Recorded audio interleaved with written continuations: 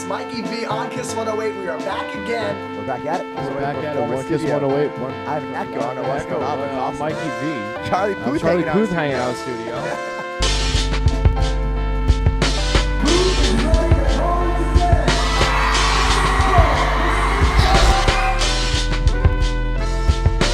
What's up? It's your girl Katiria, and today you are on Expozed, and we have Mikey V. Thank you for having me. I'm excited. Yes, I'm so excited. Yeah. We have Mikey V from Kiss 108, personality. He hosts, pretty much everything. We have a good time here in Boston, for sure. Yes. So, Mikey, tell me, when did Kiss 108 all start? When did Kiss start for me? It's kind of crazy. I actually interned here back when I was in college in 2010. So back in the day, and then from my internship, I moved around the whole country doing radio with the dream of someday making it back to Boston. But kind of, it's a very hard city to get back to, and Kiss is such a hard station to get on because we have guys that have been here 30 plus years, 16 plus years. And then after a couple of years traveling the country, and I was all around doing radio in different cities, I finally got the offer to come back here about 4 years ago. And that's when I moved back here. That's cool. Nice. Pretty pumped, yeah. And how has it been? It's been awesome. It's been, for lack of a better term, and not to sound like corny, but it's been a dream come true because like I grew up wanting to be on Kiss 108. Opportunity came, and now it's just, trying to work my butt off and make it keep working for me. And you said you were traveling different states doing radio. So what was the first state that you did radio? So right out of college, I had my first radio job, and it was in Ithaca, New York. So way upstate Ithaca, New York, like not a lot going on out there, but I had fun. So Ithaca, New York, I was there for 6 months, and I got an offer to go to Indianapolis, Indiana. How was that? Which is crazy because it's a funny story because when I was on spring break my senior year of college, like in Cancun, we met these girls from Indianapolis. And I remember telling my friends, if I ever live in Indianapolis, kill me. Because being from Boston, you're like, the sticks.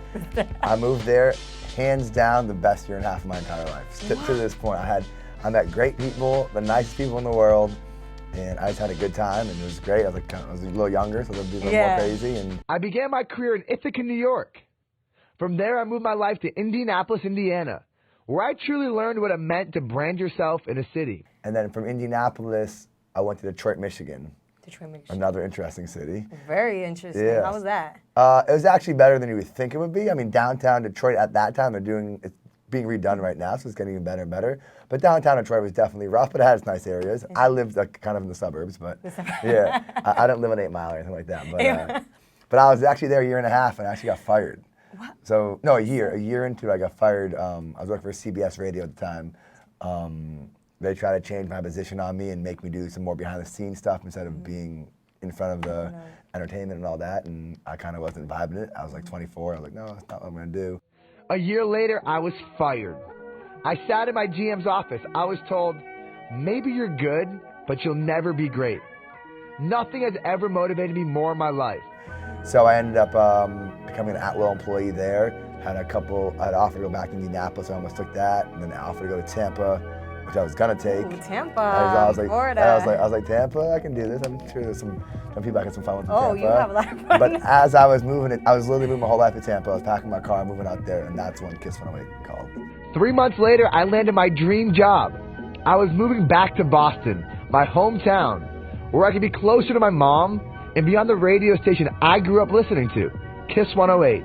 And that was like a no-brainer. That was a no-brainer. You just like, fuck that. Like, this has been always my dream, and I'm just gonna... Yeah, it was like, my mom was out here, my dad was out here at the time, and it was just like, time to go home, about the family, and be in the station I grew up listening to, so I moved back here. So yeah, getting fired, I always say, was probably the best thing that ever happened to me, because if I didn't get fired, I'd been a CBS contract, and I wouldn't have been able to accept.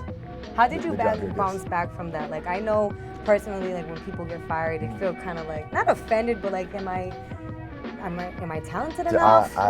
Did it motivate you, or did you like, off the bat, like anybody else, I'm not good enough. Like, it's not for me. Like, I'm just not gonna make it. And then, my GM at the time, her quote motivated me the most. It was probably the most ignorant thing. I'm not talking negatively about her, but just like how she commented it, and maybe without context. She said something to the effect of, maybe you're good, but you'll never be great. And I was like, even if you feel that way, you don't say that to somebody, right? No, you don't. They're just kind of so that made me know I didn't want to work in that building anymore. So I was like, that's not something I want to work for. So that's when I decided that wasn't right for me. I didn't know what my next step was going to be. I was applying to every job in the world at that point. I just wanted to get out of Detroit. And I had radio or just like every No, radio. job? It was all radio time.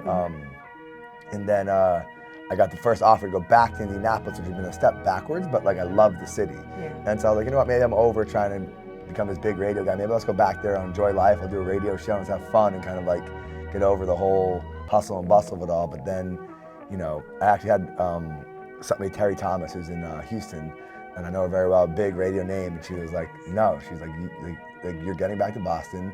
Your goal is to become like a bigger talent. Like, don't like sell yourself short. So she re-motivated me back to keep. That was amazing. Like someone that just obviously knows how you feel, and she just was like, go do it. And it's crazy. We were close, but we never were that close. But when I called on her, she's somebody that would always have your back. And to this day, like she's just if I called her tomorrow, I'm sure she would be able to give me some of that. That is amazing. It makes me have people like that, because that could have been a different turn. You could have been like, you know, yeah, I am gonna stay. I'm not gonna be this big time radio host, but you are, and you're here on Kiss 108. And it's all luck. It's hard work. It's everything all coming together at the right time.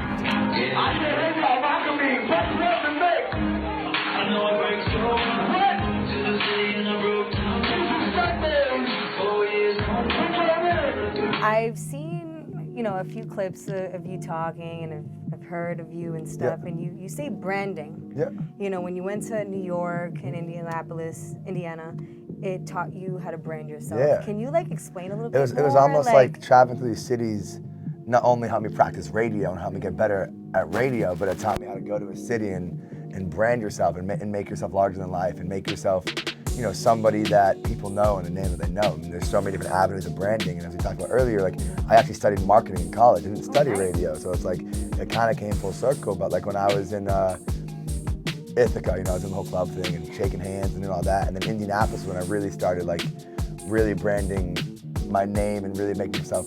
I mean, Indianapolis, if you find this picture, but I remember I was sitting on my couch one day, a couple of my buddies getting ready to go out. I'm like, dude, I gotta get something. There was one other radio guy that kind of hosts clubs. I'm like, I gotta like differentiate myself. I gotta like stand out. And like, I was like, well, I was kind of wearing the dumb nerd glasses a little bit back then. And I was like, forget it, I'm gonna get white ones and I'm gonna pop the lenses out of them. Because I was like, first off, you started that trend. But in Indy, when I started, this is years ago, but I was like, because two things. One is, I don't care if you really remember my name, but you're like, oh, dude, the dude with the white glasses hosting the party, it's gonna be a good time.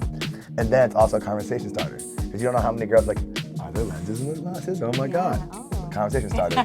But now I get to know you on a personal level. So I mean, like being memorable and doing something that's different was always big for me. So like that worked out well in Indianapolis. And then it's just like simply being a good person, like shaking hands. Like I always say, like if I buy you a shot, like you become like a mini promoter of my brand, because you're like, oh my God, you go tell your friend yesterday, yo, Mikey bought me a shot. He was a nice guy. He was like cool. Like he wasn't arrogant. Like he was chill. And then now you're telling your friends about that. That's like the grassroots approach that, to be honest, I feel like radio kind of misses. And a lot of times we get so caught up in what we do in the studio. We get so caught up in those kinds of things that we forget about what we do in the community and shaking hands and kissing babies and all that. It means so much. Yeah, so being like, humble. Yeah. You know, that's what it just and in this conversation, like talking, it's like for me, it was like making sure that I was memorable out and about, but then not only in clubs, but doing charities, doing events, like all kinds of different things that you touch on different type of people. Like if I'm in a club, I'm really touching 5% of people. Because really think about everybody you know, maybe 1 out of every 15 of them go to a club, right? Yeah. So you gotta be able to do it in all different avenues and then be memorable. I moved back here,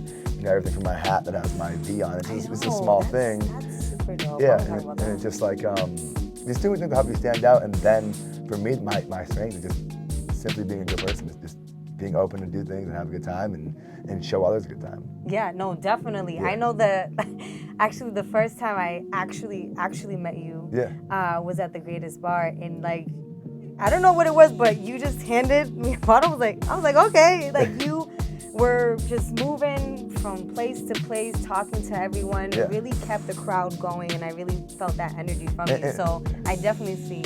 Yeah, it's crazy. Like literally, I go there, I run around like crazy. Like I don't just hang out. Like I'm literally like making sure I meet everybody. If you don't have a drink in your hand, make sure you have a good time. If you're not having a good time, asking why, how I can help it out, and just like, and even the Greatest Bar and I talk to them all the time, but they became a real partner of my brand and really helped me kind of like allowing me to do what I want to do to, you know, make sure their night stays successful, but also I'm able to build my brand with them, so that they've been a huge help. For sure, yeah. Then where did the logo, was it, when was it created? Was actually, it not too long ago. It was like I want to estimate 6 to 10 months ago, but I had 2 local guys. I wanted to make a new logo. I want to really begin the branding to full force, and they're great guys, Dan Campbell and Johnny Duggs, and they made me 100 different options. We narrowed down to 4, then we narrowed down to 1. So the full logo is the V, but it says Mikey V on there, across it. But that was the one that I used for branding, so they were, and there's actually like an M inside the V. Oh, I see it. Yeah. And then Mikey V. Yeah. And you know what kind of looks? It looks like a radio wave. Yeah. Yeah. So no, they did an awesome job, and it's something for me that I can put in a flyer, I can put on anything that it's stamped. It's kind of like it's symbolic. Yeah. You know what I mean? It's like Target. Yeah. It's like boom. So that's a good. And do you only have hats or shirts? Oh, or right now, gear? I mean, just been rolling hats. It's kind of crazy, but I don't do that anymore. But you know the saying FBGM, bitches get money. Yeah. When I was in Indianapolis, I was looking up trademarks that haven't been trademarked, like words, acronyms that haven't been trademarked. So I actually have a trademark FBGM, so I had like a full clothing line on it, but it doesn't really fit the brand of Kiss Away that much. So I did it in Indianapolis and Detroit, but I don't really push it too hard now. We still have like websites and all that. Nice. So that's like more. But I would love to get the V clothing eventually going, but it's kind of just one step at a time and kind of making it like tough to get. There's not a lot of them, and give them to certain people and stuff like that. So let's get like to the juicy stuff. Yep. So I know you interview a lot of people as well, and you run across a lot of people. Who would you say is your favorite person? My favorite artist? Artist. Sorry. Like I gotta pick one only. Okay, you can only pick 2. All right, 2. I know it's hard. Man, there's so many. So many. Okay. No, there's one person that we had recently was Liam Payne, who used to be at One Direction. Nice. And like it's cool because I mean, talk about somebody who had massive success. One Direction was as big as they could possibly be, bigger than anything. I mean, they were superstars, right? Yeah. He came here, he did an interview, and then he came and volunteered with me at the Boston Children's Hospital, and he just had a kid. So we walked in, and he was kind of like, "Man, it takes my breath away to be here." It didn't click in me at first because I was like, "It's a hospital, it's kind of tough, it's weird." Yeah. He's like, "I couldn't imagine my kid being sick like this." And he was somebody, I bring a lot of people there, a lot of artists there, and he was somebody that like every kid he met, it wasn't like a good to see you, have a good day. It was like, how's your day go? Like he cared about every one of those kids and making their day a little better. So he's definitely one that's been awesome. And then the other one would probably be Charlie Puth, because I have a funny story with him. But on Father's Day, my uncle's name is Charlie. So and my dad passed, so I've been texting my uncle like, "Thank you, you're so awesome. Like you've been like a dad. You helped me out through so much stuff."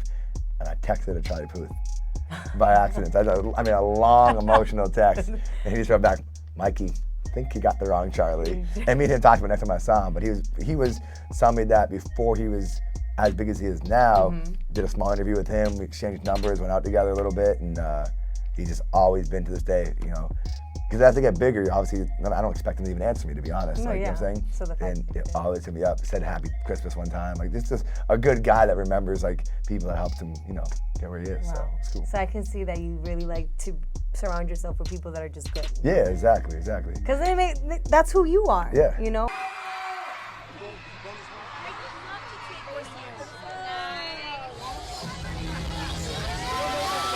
So I grew up in Framingham, Massachusetts, where my mom actually still lives now. She still teaches out there. So I grew up in Framingham, went to high school in Framingham, and then I went to college in Easton, at Stonehill College. Easton. Yeah, Easton, Okay. Mass, yeah. And then after Easton, that's when you moved to New York. To Ithaca. Yep. Literally the day after. I did. The day after I graduated, I moved.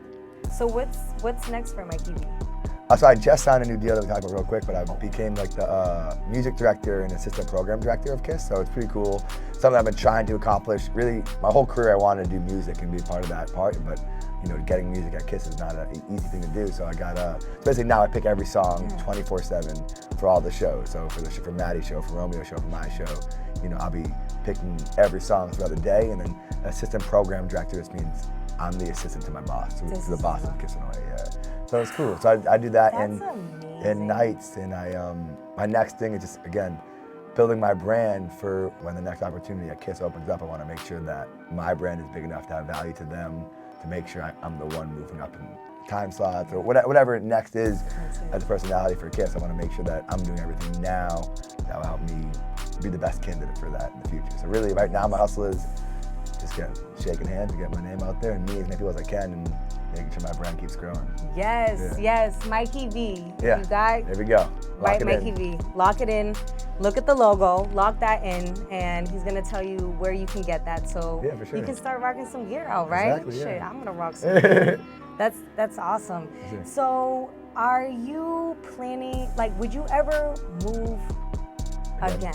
So like, I want to say 6 or 7 months ago, I was kind of in a rut because, you know, I do a night show and, you know, I do love doing nights and I do love being on Kiss, but I was like, man, I just want to be able to do a morning show. I'm so sick of like not being able to talk for 30 minutes or whatever, 30 minutes. Yeah. And I had a job offer to go back to Indianapolis and do a morning show there. We're gonna do like Mikey in the morning at the station in Indianapolis. And my mom's out here by herself. And I was like, Mom, I'll buy a house, come move with me out to Indianapolis.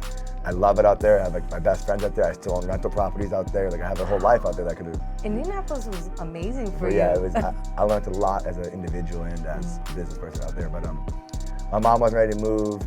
I met with my boss here, who's a man, and he was like, hey, I don't think it's the right move for you, but if you really want to make this happen, I'll help you work out the contract stuff. And then I just thought it more and more, and I realized I was being ungrateful for what I have here in Boston. My family's here. I live with my best friends from high school, my best friend from college. Like I have people that actually know me as Michael Vinci from day one. Like, so I was being ungrateful for what I do have here. So that's when I decided, you know what, I'm gonna stick it out here, I'm gonna stay here. And instead of focusing my energy on finding that next gig in another city, I'm gonna focus my energy on building my name in this city.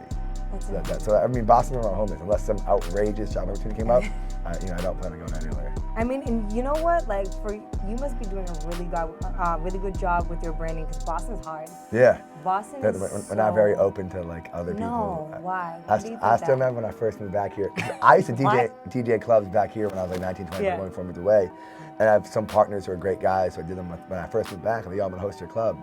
And they were like, dude, we don't have hosts here. What are you talking about? You're not gonna host a club. And then literally like, a year later, it was like I was turning away clubs to host them because it's like, it's just how it works. But no, I mean, that's why India was so smooth because people were so supportive and so like wanting to help out and wanting to help me get people to do this, get people to that. Where Boston is, we're just we're very much like this. If it's not about us, a lot of people forget to help others instead of, because really, I mean, if I help you, you help me, and we both go up together, what's better than that, right? So instead of me trying to like stiff arm somebody down to make sure I go up, I'd rather, mutually go up together. But that's not a concept everybody has in their mind. But I think how I was able to get over that was simply just being a good person is like the simplest thing in the world. Like if you say no, that's the key, guys. Just be a good person. Yeah, if you say no instead of saying, "Oh fuck you," blah blah blah, I'm gonna say, "All right, cool. I'm still gonna come. I'm gonna support you. I'm gonna bring 100 people, and then make you realize that like I'm still here for you." So I think at the end of the day, it's just being a good person, not being negative, and always being positive. And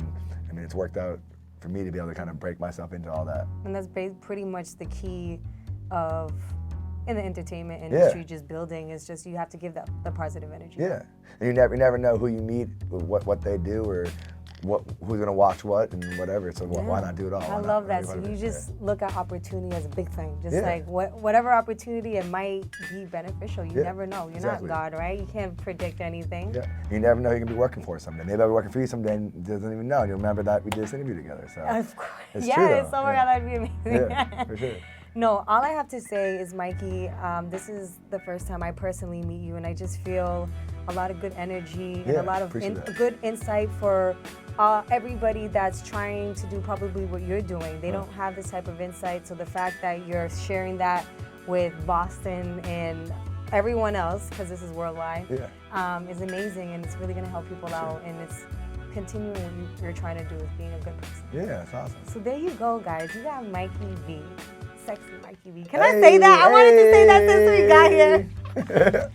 But I didn't I'm blushing now. I'm like, well, here you go. You got Mikey V. Mikey V, please tell everyone where they can follow you, buy your shit, and follow you and party with you and just have a good time with you. So if you want to find me, Bumble and Tinder is Instagram is at Mikey V on air, MIKEY V on air. Same thing on Twitter, Mikey V on air, MIKEY V on air. Find me on those. DM me, hit me up, whatever you need there, or kiss108.com/Mikey V. I'm right there also. So find him, hear him, see him. All of it, and follow me too. I follow him. That's key. Follow him because he's giving you a lot of positive energy, and I'm pretty sure you need that because artists get a lot of negative energy sometimes if they don't get a gig or frustration. That's what it is. So right there. Thank you for having me. I appreciate it. I had a good time. Thank you so much. Chat. Yeah, sure. I love it. And there you go. Katiria, your host. on Expozed TV with Mikey V. Check it. Wow.